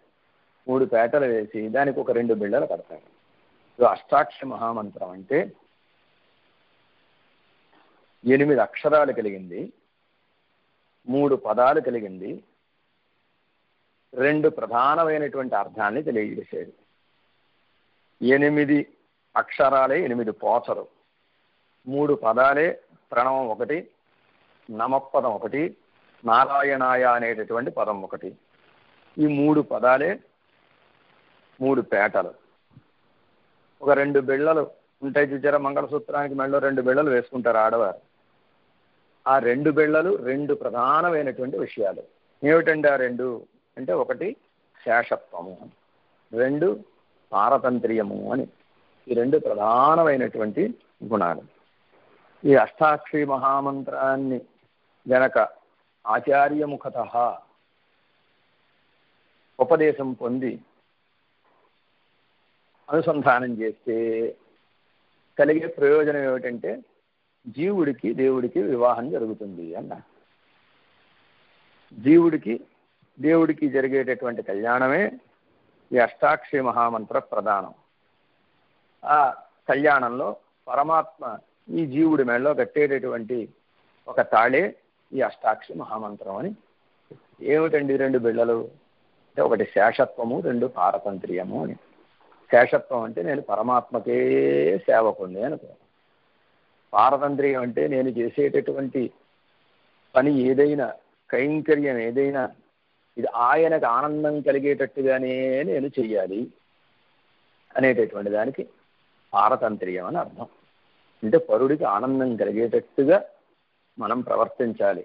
చేసే పనిలో మనకు కొంచెం కూడా లాభం ఉన్నది అని అనుకోకుండా సేవ చేయాలి. వివాహం అయ్యేదాకా అమ్మాయి పరిస్థితి ఒక రకంగా ఉంటుంది, వివాహం అయిన తర్వాత అమ్మాయి పరిస్థితి ఒక రకంగా ఉంటుంది. శేషత్వ పారతంత్ర్యాలు రెండు చెప్పక్కర్లేకుండానే ఏర్పడిపోతాయి. వివాహం అయ్యేదాకా అమ్మాయికి కొన్ని ఇష్టాలు ఉంటాయి, వివాహం అయిన తర్వాత మా ఆయనకి ఇష్టం లేదని మానేశానండి అంటుంది. ఇంతకు ముందు నువ్వు ఆ విషయం ఇష్టం కదా అంటే మా ఆయనకి ఇష్టం లేదండి అందుకు మానేశానండి. అలాగే జీవుడికి దేవుడికి జరిగేటటువంటి వివాహం, ఆ వివాహంలో ధరించేటటువంటి మంగళసూత్రం, ఇవి అష్టాక్షి మహామంత్రం అనేటటువంటి విషయాన్ని ఈ ఆభరణాలు ఒకదానితో ఒకటి స్పర్శించుకోవడం చేత వచ్చినటువంటి ధ్వని వినలేదా అన్నారు. ఈ అష్టాక్షి మహామంత్రంలో ఉండేటటువంటి పదములు ఏవైతే ఉన్నాయో ఆ పదాలు ఒకదాన్ని ఒకటి వివరిస్తాయి. అష్టాక్షి మహామంత్రానికి ఉండే గొప్పతనం ఏమిటంటే, మన 3 మంత్రాలకు ఉండే గొప్పతనం ఏమిటంటే, ఈ 3 మంత్రాలు ఒక మంత్రాన్ని ఇంకో మంత్రం వివరిస్తుంది. అంటే అష్టాక్షి మహామంత్రంలో ఉండేటటువంటి ప్రణవం ఉంది చూసారా, ఓంకారం, ఈ ప్రణవానికే మంత్రం అని పేరు. అసలు మంత్రం అనగా ప్రణవం అన్నారు మన పూర్వాచార్యులు. మరి తర్వాత నమపదం అవుతుంది కదండి, నారాయణ పదం అవుతుంది కదండి. అంటే ఈ నమపదం ప్రణవంలో చెప్పినటువంటి విషయాల్ని వివరించడానికి వచ్చినటువంటిది కనుక మంత్రశేషం అన్నారు. ప్రణవం మంత్రం, నమపదం నారాయణ పదం మంత్రశేషం. మరి ద్వైమంత్రం ఎందుకండి అంటే, ఈ అష్టాక్షి మహామంత్రంలో ఏవైతే అనుక్తంగా ఉన్నాయో, అనుక్తంగా అంటే ప్రత్యక్షంగా చెప్పనివి, అందులో ప్రధానమైన విషయం లక్ష్మీ సంబంధం. అది ప్రత్యక్షంగా చెప్పబడలే, ఉంది కానీ చెప్పబడలే. ఆ లక్ష్మీ సంబంధాన్ని, లక్ష్మీ వైభవాన్ని వివరించడానికి వచ్చినటువంటి మంత్రం ద్వయమంత్రం. అలాగే ద్వయమంత్రంలో చెప్పనటువంటి విషయాల్ని వివరించడానికి వచ్చినటువంటిది చరమశ్లోకం. ద్వయమంత్రంలో ఆ పరమాత్మ యొక్క శక్తి చెప్పబడలే, ఆ పరమాత్మ మనల్ని పాపాల నుంచి విడిపిస్తాడు అనే మాట చెప్పబడలే. ఇవన్నీ చర్మశ్లోకంలో చెప్పారు. శరణ్యుడైనటువంటి పరమాత్మ యొక్క వైభవం అంతా చర్మశ్లోకంలో చెప్పబడింది. తిరుమంత్రం, మంత్రం, మంత్రశేషం, ద్వయమంత్రం, చరమశ్లోకం, ఇలా ఈ మంత్రానికి వచ్చారు. కనుక అష్టాక్షి మహామంత్రం అనగా ఆ మంత్రంలో ఉండే 3 పదాలు, ఆ 3 పదాలు ఒకదాన్ని ఒకటి వివరించేటప్పుడు వచ్చేటటువంటి అద్భుతమైనటువంటి అర్థాలు. ఈ అర్థాలు నీకు తెలియలేదా, కెట్టిలయో వినలేదా అని అర్థం అన్నమాట. కలహలప్ప కైపేర్తి వాశ నరుంకుళలాచియర్ కైపేర్తి అన్నారు. చేతులు కదిపి అని అర్థం. ఎప్పుడైతే ఈ అష్టాక్షరి మహామంత్రంలో ఉండేటటువంటి అర్థాలు బాగా వంట పడగానే 2 చేతులు దగ్గరికి చేరి దాసోహం చేస్తాం. దాన్ని కైపేర్తి అని చెబుతున్నారు. వాచ నరుంకుళల్ ఆచియర్. ఈ గోపికలు ఎలాంటి వాళ్ళు అంటే, పరిమళం కలిగినటువంటి శిరోజాలు కలిగినటువంటి వారిట. గొల్లలు పూలని ఒక అందమైన పద్ధతిలో ముడుస్తారు శిరోజాల్లో. మన వాళ్ళు బయట పెట్టుకుంటారు, కానీ ఈ గొల్లలు మాత్రం లోపల ముడుస్తారు, ముడి లోపల ముడుస్తారు. అలాగా ముడిచేటటువంటి పద్ధతి ఏదైతే ఉందో దాన్ని ఇక్కడ చూపిస్తున్నారు. భాష నరుంకుళల్ ఆచియర్ అన్నారు. అంటే వీరు ఇలాగ మజ్జిగని చిలుపుతూ ఉంటే అలా చిలకడం చేత, చేతులు కదపడం చేత వీళ్ళ యొక్క ముళ్ళు విడిపోయి ఆ ముళ్ళల్లో ఉండేటటువంటి పూలన్నీ బయటకు వచ్చి ఆ పరిమళాన్ని అన్నీ అంతా వ్యాపించాయి అని అర్థం అని చెబుతున్నారు. అంటే ఇక్కడ పరిమళం అనగా వీరి యొక్క అనుష్ఠానం, కాసుం పిరప్పుం అనగా వీళ్ళ యొక్క జ్ఞానం.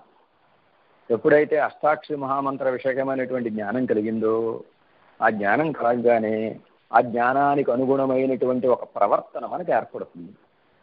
ఆ జ్ఞానానికి అనుగుణమైనటువంటి ప్రవర్తన మనకు ఏర్పడగానే మనలో ఒక రకమైనటువంటి గొప్పతనం కలుగుతుంది.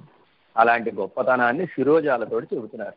ఎప్పుడైనా శిరోజాలు అనగానే వైరాగ్యానికి చిహ్నం. అందుకే మనకు వైరాగ్యం ఉందని చెప్పడం కోసమే స్వామి సన్నిధికి వెళ్ళినప్పుడు, వెంకటాచలం వెళ్ళినప్పుడు శిరోజాలు అర్పిస్తూ ఉంటాం. అలాంటి ఒక గోపికలు, జ్ఞాన అనుష్ఠాన సంపన్నులైనటువంటి ఈ గోపికల యొక్క అనుష్ఠానం ఎలాంటిదంటే ఒక అందమైన శ్లోకంలో మనకి తెలియజేశారు. గోపికలకి కృష్ణ పరమాత్మ మీద ఉండే ప్రేమ ఎలాంటిది అంటే, విక్రేతు కామాకిల గోపకన్యా మురారి పాదార్పిత చిత్తవృత్తి దజ్జాధికం మోహవశాదవోచత్ గోవింద దామోదర మాధవేతి. ఆ రేపలలో ఉండే ఒక గోపిక పాలని, పెరుగుని, వెన్నని, నెయ్యిని ఒక బొట్టలో సర్దుకుందిట. సర్దుకుని ఆ బొట్టను నెత్తిమీ పెట్టుకుని పాలని, వెన్నని, నెయ్యిని అమ్మడానికి బయలుదేరింది. బయలుదేరితే ఈవిడ యొక్క మనసు ఎక్కడుంది? మురారి పాదార్పిత చిత్తవృత్తి, కృష్ణ పరమాత్మ యొక్క పాదార విందముల యందే మనసు లగ్నమై ఉన్నది. లగ్నమై ఉండడం చేత ఆ కృష్ణ పరమాత్మ యొక్క రూపమే మనసంతా నిండిపోయి ఉంది. నిండిపోయి ఉండడం చేత పెరుగు మొదలైనటువంటి పదార్థాలని అమ్మేటప్పుడు పెరుగు పెరుగోయ్, పాలు పాలోయ్, వెన్న వెన్నోయ్ అని అరవాలిగా. అలా అరవడానికి బదులు ఈవిడ అరుస్తుంది, గోవింద గోవిందండోయ్, గోవిందని కొనుక్కోండోయ్, గోవిందని కొనుక్కోండోయ్, దామోదరు కొనుక్కోండోయ్, దామోదరుణ్ణి కొనుక్కోండోయ్, మాధవుణ్ణి కొనుక్కోండోయ్, మాధవుణ్ణి కొనుక్కోండోయ్ అని అరుస్తుంది. ఇది భగవద్భక్తుల యొక్క స్థితి. తాము ఏ పని చేసినా అంటే దీనివల్ల మనకు తెలిసే అంశం ఏమిటంటే, తెలుసుకోవాల్సిన అంశం ఏమిటంటే, మనం ఏ పని చేసినా మనసు పరమాత్మ యందు లగ్నం చేసి భగవదర్పణ బుద్ధితోటి ఆ కార్యక్రమాన్ని చెయ్యాలి అని ఒక అందమైన శ్లోకంలో తెలియజేశారు. వాజ నరుంకుழல் ஆட்சியர் மத்தினால் ఓసైపడుత తైరరవం కేట్టిలయో. అలాంటి అందమైనటువంటి గోపికలు కవ్వంతో పెరుగుని చిలుకుతుంటే వచ్చినటువంటి శబ్దంను వినలేదా? ఈ పెరుగుని చిలికేటటువంటి శబ్దం ద్వారా ఆండాళమ్మ వారు ప్రణవార్థాన్ని, ప్రణవం యొక్క పుట్టుకని, ప్రణవం ఎలా అవతరించిందో దాన్ని చెబుతున్నారు. తిరుమంత్రంలో ఆ తిరుమంత్ర అర్థాన్ని వివరించేటటువంటి మన పెద్దలు, అందులో ప్రణవం యొక్క అర్థాన్ని వివరించేటటువంటి పెద్దలు ఈ ప్రణవం యొక్క అవతార వైభవాన్ని మనకు తెలియజేశారు. ఎలాగండి అది అంటే, ఆ ప్రణవం ఎలా అవతరించింది? ఇది ఆయన్నం, ఊయన్నం, మాయన్నం. ఇది ఆ అని, ఊ అని, మా అని 3 అక్షరాలండి. ఈ 3 అక్షరాలని సంధి చేసేటప్పుడు, కలిపినప్పుడు ఓం అవుతుంది అని. ప్రణవం అంటే అకార ఉకార మకారములు అని 3 అక్షరాలతో కూడినటువంటిది అని చెప్పారు. మరి ప్రణవం ఎలా వచ్చిందండి? ఈ 3 అక్షరాలు ఎక్కడి నుంచి వచ్చాయండి అంటే, దాన్ని వివరిస్తూ ఒక 3 కుండల్లో పెరుగు తీసుకుని చిలికి ఆయా కుండల్లో చిలకగా వచ్చినటువంటి వెన్ననంతా ఎత్తి ఒక పాత్రలో వేస్తే ఎలా ఉంటుందో అలాగా పరమాత్మ ఏం చేశాడంటే 3 వేదాలని తీసుకుని ఆ 3 వేదాలని చిలికి దాంట్లోంచి భూహు, భువహ, సువహ అని 3 వ్యాహృతులు తీశాట. ఈ 3 భూహు, భువహ, సువహ అనేటటువంటి 3 వ్యాహృతుల్ని తీసి ఆ 3 వ్యాహృతులు మళ్ళీ బాగా పుటం వేసి ఒక్కొక్క వ్యాహృతిలోంచి ఆ, ఊ, మా అనేటటువంటి 3 అక్షరాలను తీసేట. ఈ 3 అక్షరాలని తీసి ప్రణవంగా కూర్చాడు. ప్రణవానికి సంహితాకారం అని, అసంహితాకారం అని 2 రకాలుగా ఉంటుంది. సంహితాకారం అంటే సంధి అయినప్పుడు ఉండేటటువంటి రూపం, 3 అక్షరాలు కలిపినప్పుడు ఉండే రూపం ఓం అని. అసంహితాకారం అంటే ఆ, ఊ, మా అని 3 అక్షరాలు విడిగా ఉండేటటువంటి రూపం.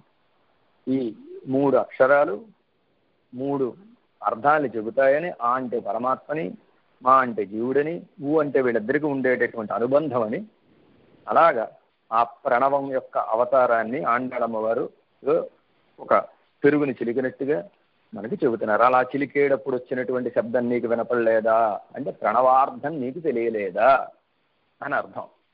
అంతేకాక తైరరవం కేట్టిలయో, తైరు అనగానే పాలును తోడు పెడితే వచ్చినటువంటి ఒక పదార్థం పెరుగంటే. పాలనగా పరమాత్మ యొక్క కళ్యాణ గుణాలు, పరమాత్మ యొక్క కళ్యాణ గుణాలని బాగా అనుసంధానం చేసినటువంటి మన పూర్వాచార్యులు ఆ గుణాలన్నిటినీ తమ యొక్క శ్లోకాల్లోనూ తమ యొక్క పాసురాల్లోనూ కూర్చి అందించడం ఏదైతే ఉందో దానికి పెరుగని పేరు. అలాంటి శ్లోకాలని పాసురాలని మనం అనుసంధానం చేసి వాటిలో ఉండే అర్థాలని తెలుసుకోవాలంటే ఈ పాసురాలని శ్లోకాలని బాగా తరచి తరచి తరచి తరచి చూచినటువంటి పెద్దలు అందించినటువంటి వ్యాఖ్యానాలే మనకు ఆధారం. ఆ వ్యాఖ్యానాల ద్వారా పెద్దలు చెప్పినటువంటి అర్థాలు నువ్వు తెలుసుకుంటున్నావా అని ఇక్కడ అర్థం అన్నమాట. ఆ అర్థాన్ని మనకి ఆండాళమ్మ వారు తెలియజేస్తారు. మత్తినాల్ ఓషపడు తైరరవం కేట్టిలయో నాయ పెన్పిళ్ళాయి, నాయకురాలైనటువంటి దానా అని పిలుస్తున్నారు. ముందే నేను మనవి చేశాను. ఈ విశేషణం కూడా రామానుజుల వారి యొక్క వైభవాన్ని తెలియజేసేటటువంటి విశేషణమే. నాయకులంటే ఎవరు అన్నారు? నాయకులంటే నడిపించేవారు నాయకులు. ఎవరు నడిపించేవారు? అందరినీ నడిపించాలి. అందరినీ నడిపించేవాళ్ళు నాయకులు. లోకంలో అందరినీ తన వెనకంచుకుని తనతో పాటుగా నడిపించేవాడికి నాయకుడని పేరు. కానీ వేదాంతంలో నాయకుడు అనగా ఏమిటంటే అర్థం, పరమపదం వైపు మనని నడిపించేటటువంటి మహానుభావుడే నాయకుడు అవుతాడు. మనని పరమపదానికి తీసుకువెళ్ళేటటువంటి మహానుభావుడే నాయకులు అవుతారు. మనందరినీ పరమపదానికి తీసుకువెళ్ళడం కోసం, మోక్షానికి తీసుకువెళ్ళడం కోసం, మనందరి మోక్షం కోసం కృషి చేసినటువంటి మహానుభావులు శ్రీ విష్ణులోక మణిమంటప మార్గదాయి రామానుజో విజయతే యతిరాజరాజ అని శ్రీ విష్ణులోకంలో ఉండేటటువంటి 1000 గాళ్ల మంటపానికి మార్గం చూపించేటటువంటి మహానుభావులైనటువంటి రామానుజులు విజయాన్ని పొందుగాక అని శ్లోకంలో చెప్పారు. అంతేకాక ఆచార్యులంటే నడిపించేవారు అని మనం అనుకున్నాం. మన పూర్వాచార్యులు యామునమునులు అని ఒక మహానుభావులు ఉన్నారు. ఆ యామునమునులు కూడా నాయకులని చెబుతున్నారు ఒక శ్లోకంలో. విధాయ వైదికం మార్గం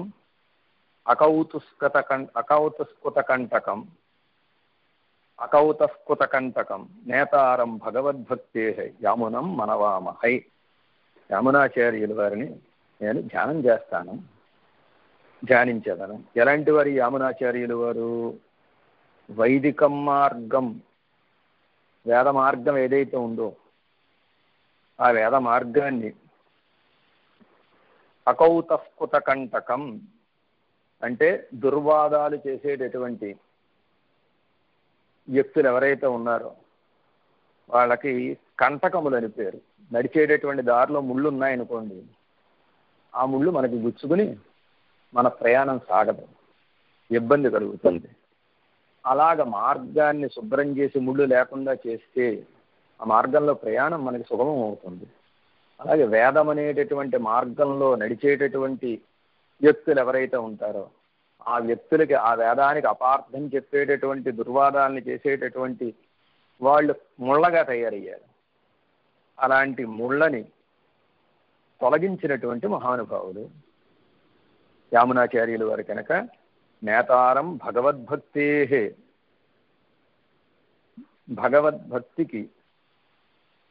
భగవద్భక్తికి నాయకులైనటువంటి వారు అని, భగవద్భక్తులందరికీ నాయకులైనటువంటి వారు అని, భగవద్భక్తిని లోకమంతా అందేటట్టుగా చేసేటటువంటి వారు అని, అలాంటి యామునాచార్యుల వారిని మేము సేవిస్తున్నాము అని తెలియజేశారు. అలాంటి నాయకులు నాయ పెన్పిళ్ళాయ్ అని ఈ పాసురంలో ఇవిడిని నిద్ర లేపుతున్నారు, నాయకురాలా అని సంబోధిస్తున్నారు. భగవద్ రామానుజ అనుబంధంతో అందరికీ మోక్షం అని నిర్ణయం చేశారు మన పెద్దలు. ఆచార్య రత్నహారం అని శ్రీపతి స్తుతిమాల అని, ఆ శ్రీపతి స్తుతిమాల మీద ఒక బొమ్మ ఉంటుంది, ఒక హారం రూపంలో ఆ బొమ్మ ఉంటుంది. ఆ బొమ్మకి ఏమని పేరంటే ఆచార్య రత్నహారం అని పేరు. ఆచార్య రత్నహారం, ఆ రత్నహారానికి అడుగున ఒక డాలర్ ఉంటుంది, పెండెంట్ అంటాం కదా, అది ఉంటుంది పెండెంట్. అది చూడాలి ఒకసారి. మీరు చూస్తే ఎవరుంటారు అక్కడ అంటే రామానుజాచార్యులు అని ఉంటారు. కుడివైపున ఒక వరుస, ఎడం వైపున ఒక వరుస, మధ్యలో డాలర్. నాయక పెన్పిళ్ళాయ్, నాయక కల్ అని దానికి పేరు. ఎంత గొప్పగా నవరత్నాహారం చేసుకున్నా ఆ హారానికి ఒక గొప్ప డాలర్ ఉంటే తప్ప, ఒక మణి ఉంటే తప్ప డాలర్గా ఆ హారానికి వెలుగు రాదు, ఆ హారానికి అందం రాదు. అలాగే పూర్వాచార్యుల యొక్క ఆచార్య రత్నహారానికి ఒక రకమైనటువంటి గొప్పతనాన్ని అందించినటువంటి మహానుభావులు భగవద్ రామానుజులు అని వేదాంత దేశకులు అనేటటువంటి మహానుభావులు అమున తపనాతిశాయ భూమ్న యతిరాజేన నిబద్ధ నాయక శ్రీ మహతి గురుపంక్తి హారయష్టి బుధానాం హృదంగమా విభాతి. మహతి గురుపంక్తి హారయష్టి, గొప్పదైనటువంటి ఆచార్య పంక్తి అనేటటువంటి గోష్ఠి అనేటటువంటి ఒక ముత్యాల హారానికి భగవద్ రామానుజాచార్యులు అనేటటువంటి ఒక నాయకమణి కూర్చబడిందిట పెండెంట్గా. ఈ నాయకమణి ఎలాంటిది? తపనాతిశాయి భూమ్న, తపనుడు అంటే సూర్యుడు. ఆ సూర్యుడి కంటే మించినటువంటి గొప్ప కాంతి కలిగినటువంటి, గొప్ప వైభవం కలిగినటువంటి ఈ మణి. ఈ మణిని కూర్చడం చేత ఈ కుడివైపులో ఉండేటటువంటి ముత్యాలకి ఒక సౌందర్యం వచ్చింది, కాంతి వచ్చింది. ఎడం వైపులో ఉండేటటువంటి ముత్యాలకి ఒక కాంతి వచ్చింది. అంటే కుడి వరుసలో ఉండే ఆచార్యులుగా ఆళ్వార్లకి, ఎడమ వరుసలో ఉండేటటువంటి ఆచార్యులకి, ఇటు ఆళ్వార్ గోష్ఠికి ఒక అందం వచ్చింది, ఇటు ఆచార్య గోష్ఠికి ఒక అందం వచ్చింది. ఆ రెండు గోష్ఠులకి ఒక గొప్పతనాన్ని, ఒక సౌందర్యాన్ని, ఒక వైభవాన్ని తీసుకొచ్చినటువంటి మహానుభావులు భగవద్ రామానుజులు. కనుక నాయక పెన్పిళ్ళాయ్ నారాయణన్మూర్తి, నారాయణ నామాన్ని చెబుతున్నారు. నారాయణుడి యొక్క దివ్యమంగళ విగ్రహ సౌందర్యాన్ని చెబుతున్నారు. నారాయణన్ మూర్తి, నారాయణ అనేటటువంటి నామం చేత తెలియజేయబడేటటువంటి విషయం ఏమిటంటే ఆయన సకల లోకములు తనకు శరీరముగా కలిగిన వాడు అని. నారాయణ శబ్దం చేత ఆయన ఈ లోకాలన్నిటినీ ధరించిన వాడు, లోకాలన్నిటికీ ఆధారమైన వాడు, లోకాలని ఆధారంగా చేసుకున్నవాడు అని రెండు అర్థాలు. ఇలా చెప్పడం చేత, మూర్తి అని చెప్పడం చేత పరమాత్మ దివ్యమంగళ విగ్రహయుక్తుడు అని చెప్పినట్టయింది. అలాంటి నారాయణన్మూర్తి ఆ స్వామిని కేశవనై పాడవం, కేశవ స్వామిని ఆడినప్పటికీ నీ కేట్టే కిడత్యో, నువ్వు విని కూడా నిద్రపోతున్నావా అని ఇవాళ పాసురంలో చెబుతున్నారు. కేశవ స్వామి, కేశవ అనేటటువంటి నామానికి మూడు అర్థాలు. అందులో మొట్టమొదటి అర్థం ఏమిటంటే గొప్ప అందగాడు అని అర్థం. రెండవది విరోధి నిరసనశీలుడు అని అర్థం. మూడవది సర్వ నిర్వాహకుడు అనేటటువంటి అర్థం. అందమైనటువంటి కేశపాశం కలిగిన వాడు అనడం చేత గొప్ప అందం కలిగిన వాడిని. కేసి అనేటటువంటి రాక్షసుడైనటువంటి అశ్వాసురుని చంపాడు గనక భక్తులకు వచ్చేటటువంటి విరోధుల్ని తొలగించేటటువంటి స్వభావం కలిగిన వాడు అని రెండవ అర్థం. బ్రహ్మ ఈశ్వరుడు ఎవరైతే ఉన్నారో వీళ్ళిద్దరిని తన శరీరంలో ధరించి ఉండేవాడు కనుక కేశవుడు అని మూడవ అర్థం.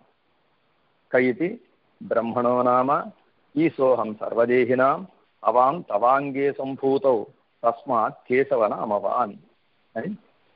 కా అంటే బ్రహ్మని, ఈశ అంటే పరమేశ్వరుడిని. వీళ్ళిద్దరూ నీ యొక్క శరీరంలోంచి ఆవిర్భవించారు, నీ శరీరంలోనే ఉన్నారు కనుక ఓ స్వామి నువ్వు కేశవుడివి అని కేశవనై పాడవం పాడినప్పటికీ నీ కేట్టే కిడత్తియో, నువ్వు ఇంకా వింటూనే నిద్రపోతున్నావా అమ్మాయి తేజముడయాయి స్థిర, గొప్ప తేజస్సు కలిగినటువంటి అమ్మాయి లే, తేజస్సు కలిగిన అమ్మాయి అని చివరిగా సంబోధిస్తున్నారు. 3 సంబోధనలు చివరి సంబోధన ఏమిటండి? తేజస్సు అంటే భగవంతుడి యొక్క గుణాలని తలచరం చేత కలిగినటువంటి ఒక సౌందర్యం, ఒక తేజస్సు. భగవంతుడికే నేను చెందినవాణ్ణి, భగవంతుడికి దాసుని అని భావన కలగడం చేత కలిగినటువంటి ఒక తేజస్సు. నేను భగవంతుడికే పరతంత్రుణ్ణి అని అనుకోవడం చేత కలిగినటువంటి ఒక తేజస్సు. ఉజ్జద్దినేశ నిభం ఉల్లసతూర్ధ్వపుండ్రం రూపం తవాస్తు యతిరాజ దృశోర్మమాగ్రే అని భగవద్ రామానుజ వైభవాన్ని తెలియజేసేటటువంటి ఒకానొక అత్యద్భుతమైనటువంటి శ్లోకం ఉన్నది. ఎలా ఉన్నారు భగవద్ రామానుజులు? తేజముడయా, ఈ తేజస్సు కలిగినటువంటి వారు. ఏమిటా తేజస్సు? ఉజ్జద్దినేశ నిభం, ఉదయించేటటువంటి దినేశుడు సూర్యుడు ఎలా ఉంటాడో, సూర్యోదయం అవుతుంటే ఎలాంటి కాంతి అయితే ఉంటుందో భగవద్ రామానుజుల దగ్గర అలాంటి కాంతి ఉంది అని, అలాంటి భగవద్ రామానుజులు ఎప్పుడు నా కళ్ళ ముందు కవలాడాలి అని కోరుతున్నాడు. ఆచార్యుల యొక్క దివ్యమంగళ విగ్రహ సౌందర్యం మనకి సేవింపదగినది అనే విషయాన్ని మనకి ఈ పాసురం ద్వారా ఆండాళమ్మ వారు తెలియజేస్తున్నారు. నిన్నటి పాసురంలో పెరియాళ్ళ వారిని నిద్రలేపారు అని ఒక సిద్ధాంతం. నిన్నటి పాసురంలో కుళ్ళుంసిలంబినహాన్, పక్షులు అరచుసున్నవి అన్నారు. పక్షులు ఎక్కడుంటాయి? తోటల్లో ఉంటాయి. పెరుమాళ్ళ కైంకర్యం కోసం శ్రీవిల్లిపుత్తూరులో ఒక తోటను ఏర్పాటు చేసి ఆ తోటలో కూర్చున్నటువంటి పుష్పాలని, తులసిని ఆ పెరుమాళ్ళ యొక్క కైంకర్యానికి వినియోగించినటువంటి మహానుభావులు కనుక నిన్నటి పాసురంలో పెరియాళ్ళ వారిని నిద్రలేపుతున్నారు అని.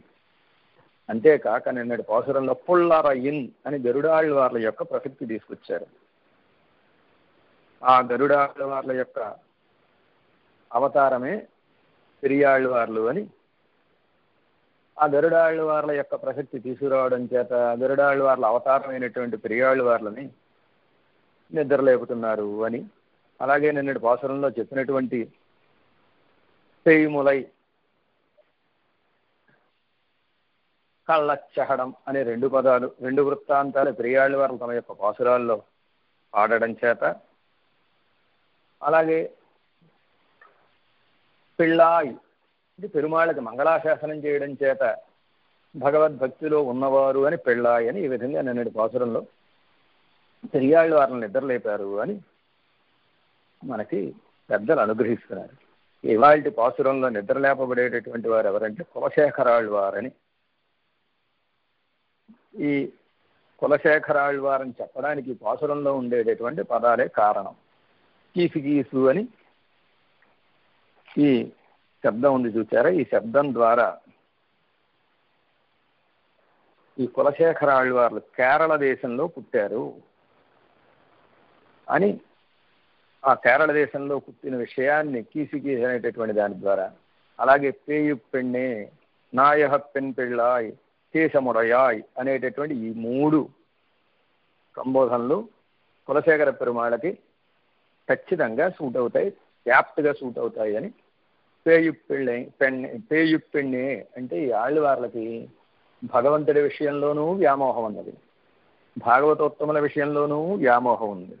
ఈ ఆళ్ళవార్ల యొక్క చరిత్రను కనుక మనం వింటే, వీరి చరిత్రలో వీరికి శ్రీరంగనాథుడు అంటే అమితమైనటువంటి ప్రేమని, ప్రతినిత్యం ఆ శ్రీరంగనాథుడిని సేవించాలని ప్రయాణం పెట్టేవారని, కానీ వీరి యొక్క మంత్రులు వీరు శ్రీరంగానికి వెళితే శ్రీరంగంలో ఉండే పెరుమాళ్ళని సేవించి మళ్ళీ తిరిగి రాజ్యానికి రాకపోతే ప్రజలందరూ ఇబ్బంది పడతారనేటటువంటి ఉద్దేశంతో ఇంత మంచి రాజుగారిని కోల్పోవడం ఇష్టం లేక ఆ మంత్రులు ఏం చేసేవారంటే ప్రతిరోజు వీరు ఊళ్ళో చాటింపు ఏం చేసేవారు. ఘుష్యతే యస్య నగరే రంగ యాత్ర దినే ప్రతిరోజు సాయంత్రం చాటింపు. ఏమిటి? రంగయాత్ర, రేపొద్దున్న ఉదయం 6 గంటలకల్లా ప్రయాణం, హో అందరూ సిద్ధం కండోహో అని ఒక చాటింపు వేయించేవారు. తెల్లవారు అందరూ ప్రయాణం అయ్యేవారు.